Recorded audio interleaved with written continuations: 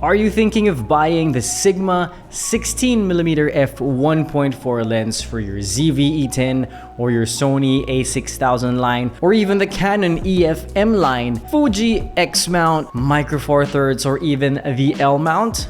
Well, today, I'm going to give you 5 reasons why you should get this lens in 2022. But before we move on to the video, hi, my name is Nico and I do reviews on camera gear, audio equipment, desk setups, and all other tech-related videos. Now, I am not a professional videographer or photographer. I used to professionally edit at a podcast company, but all my opinions here on this channel is from a perspective of an everyday tech dad. Now, moving on to the video.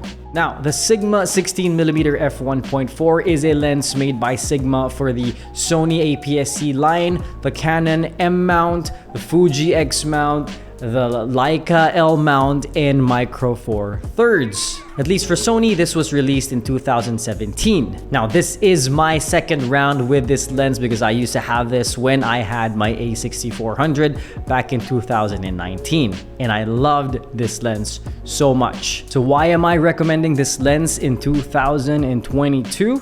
Well, here are the 5 reasons.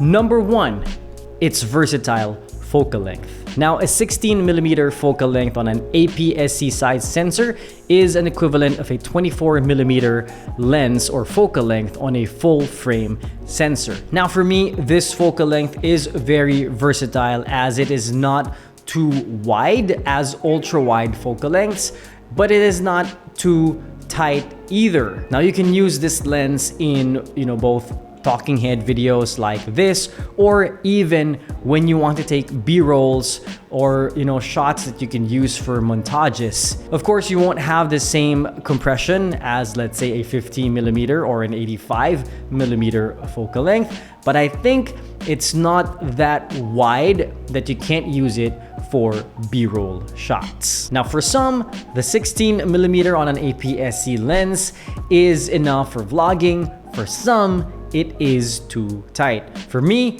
back in 2019 and 2020, I actually used this a lot for my vlogging videos.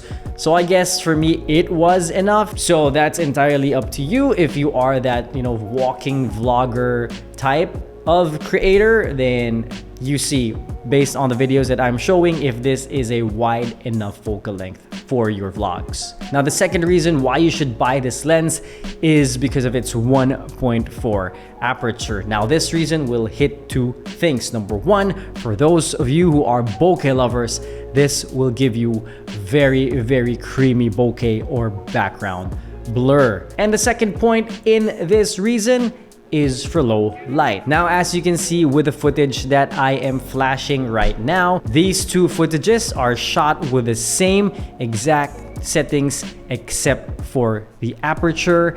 One is at f2.8 and one is f1.4, and you can see the difference in the light that it can bring in to your camera and to your shot. So having that 1.4 aperture is really a game changer if you are going to use this a lot in low light conditions. The number 3 reason why you should buy this in 2022 is because of its price. I have mentioned earlier in this video that this was released in 2017 for the Sony E mount, and in its release it was priced at $450, which is already a budget price compared to other options for the Sony E-mount system. But just a couple of months after that, the price went down to up to $399 US.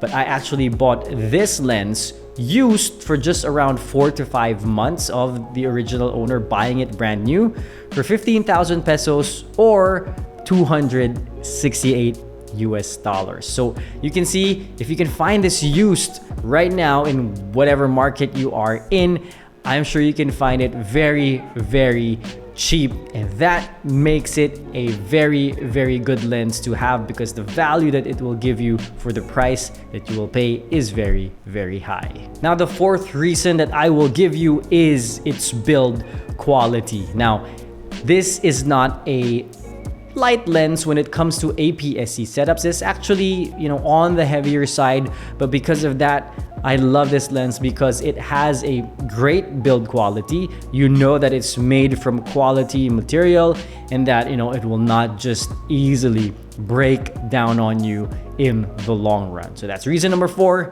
I love how this is built like, you know, a more expensive lens, but again, it's not that expensive. And reason number 5 is more for content creators, because I'm sure that if you are a content creator and you are considering a new lens, you are looking for a lens that has great autofocus. And the autofocus of this lens never failed me. Now, as I've said in my original review of this lens back in 2020, the autofocus of this Sigma 16mm really compares to, you know, Sony native lenses. As you can see here, be the judge. I'm going to show you the settings that I am using in the ZV-E10 with the Sigma 16mm, and look how fast, how snappy that autofocus is. It is not losing me in my eye, and even when I'm moving so fast, it latches on to my face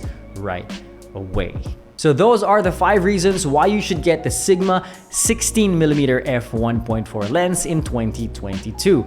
But I have a bonus reason for you Sony full frame camera owners, and that is the Sigma 16mm f1.4 lens actually works very, very well with Sony full frame cameras in full frame mode. Yes, not in APS-C mode, full frame mode. And I actually made a video about that where I tested the Sigma 16mm on my A7S III, and you will be surprised with the results. You can watch the video here. So click this video and watch this bonus reason why you should get this lens.